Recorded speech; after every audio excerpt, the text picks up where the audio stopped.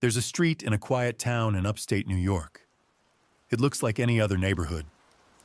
Rows of tidy houses, kids playing on the sidewalks, old trees swaying with the wind. But at the very end of the street, there's a house people don't talk about. A house everyone avoids. The last house on Sterling Street. It's been there for over 100 years. Dark wood, cracked paint, windows that look like eyes watching you. Nobody ever seems to live there for long. Families move in, and within months, they're gone. No goodbyes, no explanations. Just gone. I first heard about it from a friend who grew up in the town. He told me when he was a kid, the older kids dared him to run up to the porch at night. He only made it halfway down the path before he swore he saw someone standing in the upstairs window, watching him. The thing is, the house was supposed to be empty that night. Stories like that spread fast in small towns. Kids say it's haunted. Parents tell their children to stay away. But nobody can ever say exactly what happened there. Just whispers, just rumors. Some say a family was murdered inside. Others claim the original owner practiced strange rituals in the basement. A few even insist the house itself is alive. But here's the strange part. If you try to dig into the history, there isn't much to find. No official records of deaths, no clear story about the owners. It's like pieces of the past are missing, torn out. That's what makes it worse, because you don't know what's real and what isn't. One fall evening, a new family moved into the house. A couple with 2 children. They didn't look like the type to believe in ghost stories. The husband was an accountant, the wife a teacher. Normal people. They smiled when the neighbors waved. They fixed up the garden. They tried to make the place feel like home. But the neighbors say things started happening almost right away.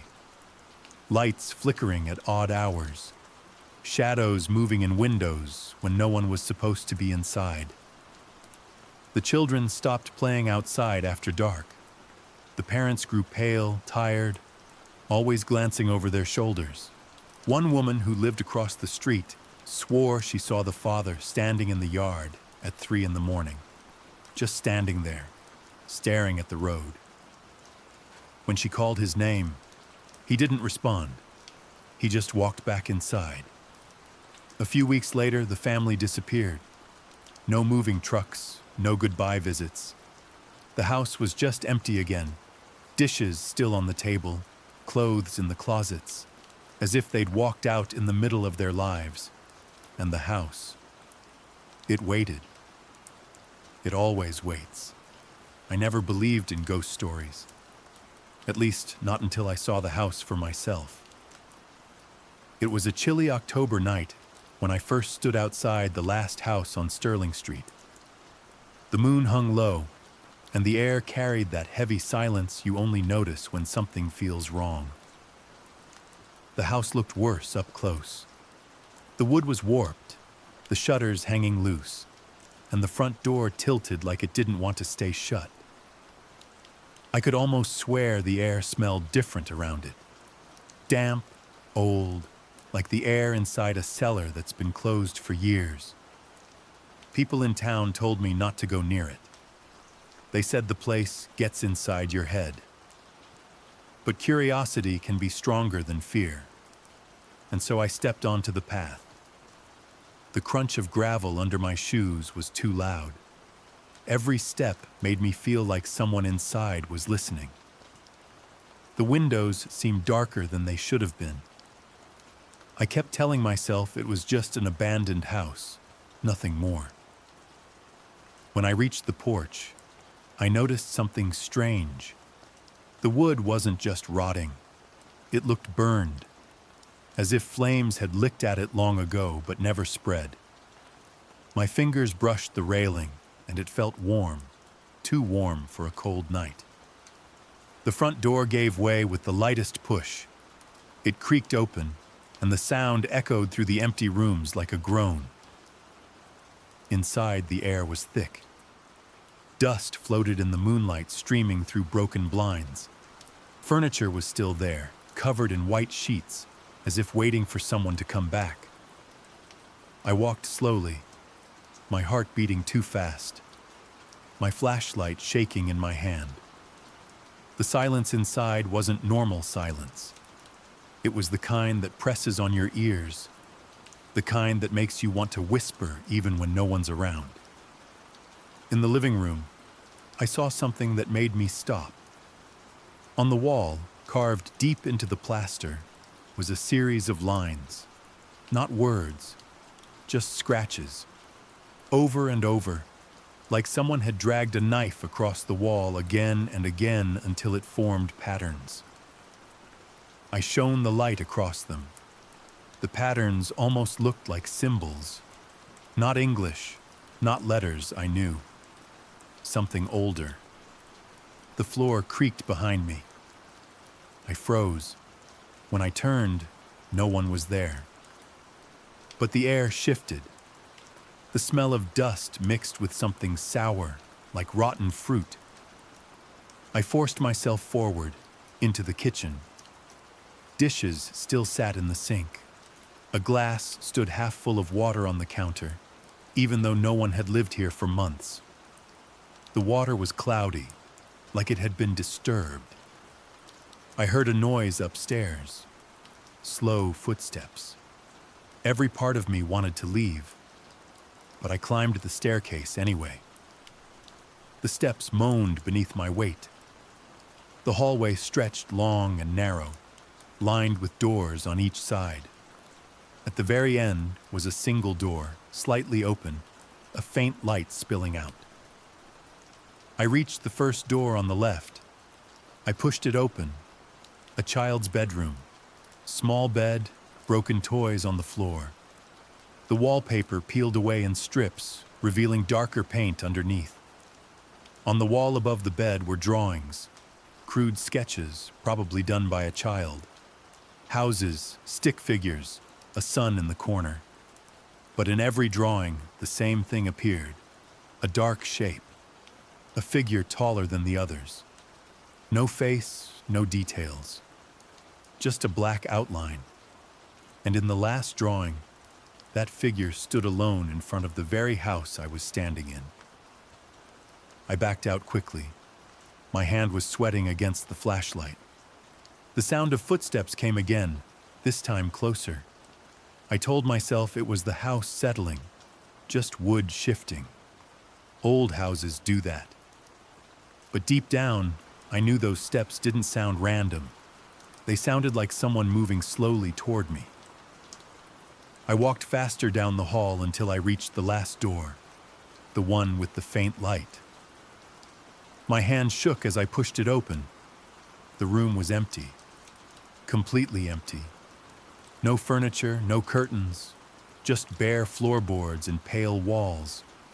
The light came from a single candle sitting in the middle of the room. Its flame didn't flicker, not even with the draft I felt on my neck. That's when I realized I wasn't alone. In the reflection of the window just behind me, I saw something. A figure, tall, motionless, watching. I spun around. Nothing. But the candle went out. And in that sudden darkness, I heard breathing. I froze in that darkness. The sound of breathing was close, too close, like someone stood inches away from my face. My flashlight flickered in my trembling hand. When it finally lit up again, the room was empty. The candle on the floor was gone. I know what you're thinking. Maybe I imagined it. Maybe my nerves made me hear things. But I swear to you, that candle was there. And then it wasn't. I backed out of the room and nearly tripped over the hallway rug. The old wood beneath it shifted. I heard it. A hollow sound, like there was space underneath. I knelt down and pulled the rug back. Beneath it was a small door set into the floor. A hatch, the kind you'd see leading to a basement or cellar. The latch was rusty, stiff, but it gave way when I pulled. The smell that hit me made me gag. Damp, mold, and something else. Something metallic, like old blood. My light revealed narrow steps leading down into the dark. I didn't want to go. My body screamed at me to run. But curiosity, or maybe something stronger, kept me there. I started down the stairs, one shaky step at a time. The air grew colder with each step. By the time I reached the bottom, my breath was visible in the beam of the flashlight. The basement was bigger than I expected. The walls were stone, damp with patches of moss. Old shelves lined the sides, filled with jars I didn't dare open. And in the center of the room was a table. On the table lay books, thick, leather-bound, their covers cracked with age. I picked one up and brushed the dust away. The pages were covered in handwriting, messy, frantic, sometimes smeared, as if written in haste. The words weren't English, at least not all of them. Some were Latin, some were symbols like the ones I saw scratched upstairs. But every few pages there were drawings, dark, disturbing images, figures standing in circles, faces with hollow eyes, doors that opened into black voids. And then I saw one that froze my blood. It was a drawing of the very house I was standing in. The same slanted roof, the same porch, even the same trees outside, and in front of it, the same faceless figure from the child's drawings. Except this time, it was holding something in its hands, a shape that looked human. I dropped the book, my hands shaking. The sound echoed too loudly, like the basement was bigger than it should have been. And then, from the far corner of the room, I heard it. A whisper. It wasn't one voice. It was many, layered on top of each other. Male, female, young, old, all speaking at once, but I couldn't understand the words. The flashlight flickered. I swung it toward the sound. There was a door in the stone wall, heavy, iron, half hidden behind a shelf. I don't know why, but I felt drawn to it. I pulled the shelf aside. The door had no handle, just a ring set into the metal. My hand trembled as I pulled. The hinges screamed, and the whispering grew louder, spilling out like air escaping a tomb. Behind the door was another room, smaller, darker, and in the middle of it, chains. Rusty chains bolted into the floor and walls, tangled in a circle. Stains darkened the stone beneath them, too old to identify but unmistakable in their meaning. I stepped back, my stomach churning. That's when I noticed something carved into the wall above the chains. Words in English, barely legible under layers of grime. They feed on memory. Before I could process what that meant, the basement door above me slammed shut. The sound was so final, so heavy, I knew I wasn't getting out that way. The whispering rose into a roar, and the air turned freezing. I stumbled backward, my flashlight beam shaking wildly. For a split second, it landed on the far corner, and I saw eyes. Not glowing, not animal. Human eyes, watching me from the dark. I blinked, and they were gone. But the whispering didn't stop. It grew louder, sharper, until it sounded like screaming. I ran. I didn't care where. I just bolted up the stairs, crashing into the hatch door. Somehow, it opened, and I spilled into the hallway, gasping for air. The house groaned around me, as if it was alive. as if it knew I'd seen too much. And I knew then I had to get out. But when I turned toward the front door, it wasn't there. The hallway stretched longer than before, the walls bending inward, the shadows swallowing the exit. The house wasn't going to let me go. I sprinted down the hallway, but the more I ran, the more it stretched. Doors appeared where there hadn't been any. The wallpaper seemed to ripple, as if something underneath was pushing to get out. I stopped, my chest heaving, my hands shaking so badly I almost dropped the flashlight. That's when I noticed the photographs. Frames lined the wall, covered in dust and grime. I wiped one with my sleeve. My stomach dropped. It was a picture of the family that had lived here last. The couple, their 2 kids, smiling in the front yard. But their faces weren't right.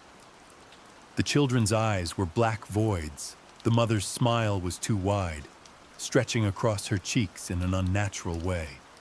And the father's face was completely missing, blurred out like it had been erased. I staggered back, hitting another frame. This one showed a different family, from decades earlier, judging by the clothes. Again, smiling in front of the house. Again, their faces distorted. Frame after frame, family after family, all of them wrong, all of them missing something. And in the corner of every photo, standing in the shadows, was the same faceless figure. I ripped my eyes away and stumbled toward what I thought was the front door. But when I yanked it open, it wasn't the outside. It was the basement. The same stone walls, the same chains. My breath caught. I slammed the door shut, but when I turned, the house had shifted again. The staircase was gone. The living room was gone. Every door led back to the basement. It hit me then. The house wasn't just haunted. It wasn't just hiding something. The house was alive, and it was playing with me. The whispering began again, louder this time, echoing from the walls. I pressed my hands over my ears, but it didn't help. The voices weren't outside anymore. They were inside my head. Fragments of words broke through. Stay. Remember. Feed. I dropped to my knees, the flashlight rolling across the floor. Its beam landed on the far wall, where new words were appearing. Letters carved into the stone, fresh and sharp, as if an invisible hand was cutting them right then. They never leave. My body shook. I scrambled to my feet and grabbed the flashlight, pointing it wildly around the room. That's when I saw it. The figure. Tall. Faceless. Standing just beyond the edge of the light. It didn't move. It didn't need to. The longer I looked at it, the heavier my body felt. My memories started slipping. My childhood, my family, even the reason I had come to this house in the first place. It was pulling them from me, draining me. I tried to look away, but I couldn't. It held me there, rooted to the spot, my mind unraveling. Then I heard something. Faint, small, a child's voice. Help us. I turned, and for an instant I saw them. Dozens of figures crowded along the walls, men, women, children, their eyes hollow, their mouths open in silent screams, shadows of the families who had lived here before. They reached for me, their hands stretching, but not to harm. They looked desperate, pleading. Before I could move, the faceless figure stepped closer. The ground shook under its weight. The walls pulsed like veins, alive and breathing. I did the only thing I could think of. I ran straight at it. For a moment, I thought I was insane. But just as I braced for impact, the figure dissolved into smoke. The air grew colder, and I stumbled forward into darkness. When I opened my eyes, I wasn't in the basement anymore. I was standing in the front yard. The house loomed behind me, silent, still, the windows dark, the porch empty. The street was quiet, the same as when I'd first arrived. It looked normal again, as if nothing had happened. But I knew better, because when I turned to leave, I caught sight of the window on the second floor. And there I was, staring out. My own face, pale and expressionless, watching from inside the house. I dropped the flashlight. My legs gave out. And when I looked back, the window was empty. But deep down, I knew the truth. The house had let me go. For now. For days after that night, I couldn't sleep. Every time I closed my eyes, I saw the house. I saw that version of myself staring out of the upstairs window. I tried to convince myself it wasn't real, that maybe I had been hallucinating, or maybe the stories got into my head and made me see things that weren't there. But deep down, I knew. The house had touched me. And once it touches you, it doesn't let go. I went back to the town a week later, determined to prove it. If I could dig up records, maybe I could make sense of it. The public library kept old newspapers on microfilm. I spent hours scrolling through them. At first, nothing stood out. Just small town stories, school events, local elections, obituaries. But then I found it. An article from 1923.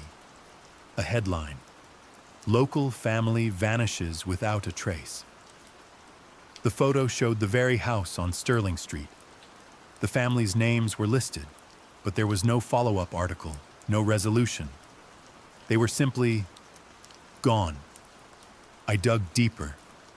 Another clipping, this one from 1956. Same headline, different family, same story.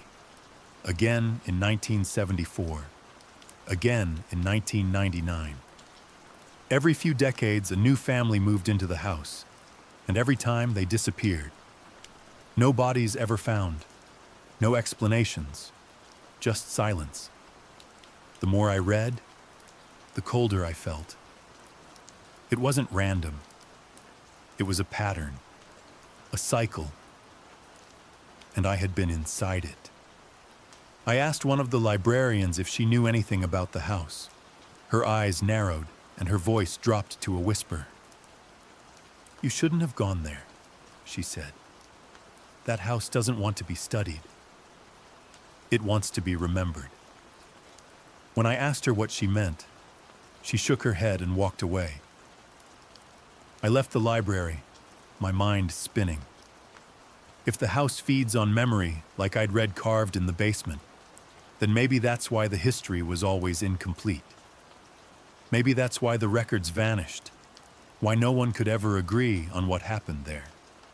The house was erasing it, piece by piece. That night, back at my hotel, I dreamed of Sterling Street. I dreamed I was walking up the path again, my feet heavy, my body moving without my control. The porch creaked, the door opened, and standing in the doorway was that faceless figure waiting for me. I woke up drenched in sweat, gasping for air. But worse than the dream was what I saw when I looked in the mirror. For a split second, my reflection didn't match me. The face in the glass was pale, hollow-eyed, with a smile that didn't belong to me. And behind it, the outline of the house. I stumbled back, blinking hard, and the reflection was normal again. But I knew it wasn't just my imagination. The house had followed me. I tried to warn people, I wrote everything down, every detail, every memory, hoping that if I shared it, the house wouldn't be able to take it away. But each time I went back to read my notes, whole sections were gone, pages blank, sentences missing. Like something was eating the words right off the page. And the dreams kept coming. Every night, I saw more. The basement, the chains, the faces of the families reaching out to me, whispering, begging me not to forget them. Some nights, I wake up standing at my window, staring out into the street, the same way the father was seen before his family vanished. I don't remember getting up. I don't remember moving. I just wake up there. I don't know how much longer I can fight it. Maybe that's why I'm telling you this now, because once the house takes me, these words might be all that's left. If you ever find yourself on Sterling Street and you see that last house at the end, keep walking. Don't stop. Don't look at the windows, because if you do, it will notice you. And once it notices you, you'll never leave.